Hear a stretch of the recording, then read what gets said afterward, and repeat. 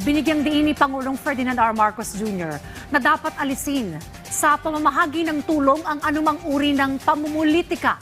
Sa kanyang panibagong vlog, iginit ng Pangulo na mga programang pinondohan ng pambansang pamahalaan ay hindi dapat gamitin sa pamumulitika o personal na pag-promote ng mga opisyal.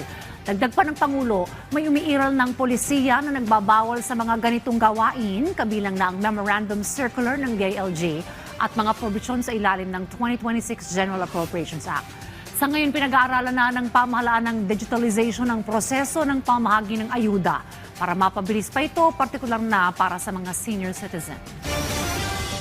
Alam niyo po, basta't ito ay mga programa ng national government, ang mga speech at iba pang pang-epal bago ng distribution, hindi na po pwede yan. Hindi pwedeng gamitin ang government services sa pamumulitika o pagpopromote ng sarili. Nakasaad na po ito sa DILG Memorandum Circular at kabilang rin sa provision ng GAA kung paano dapat gamitin ang pondo ng bayan. Bawal na po sa distribution ng tulong na nanggaling sa national government. Sa distribution naman, pinapag-usapan na ang pag-digitize ng proseso. Baka pwedeng GCash. May ibang mga LGU na gaya ng Makati na sinusubukan na ang ganitong sistema. Dapat tignan pa rin ng mga local government unit ang modelong ito. Aralin ang sistema at unti-unting maimplementa. Basta sa national government nang galing yan, mabilis na. Hindi ka na kailangan makinig sa mahabang speech ng mga politiko.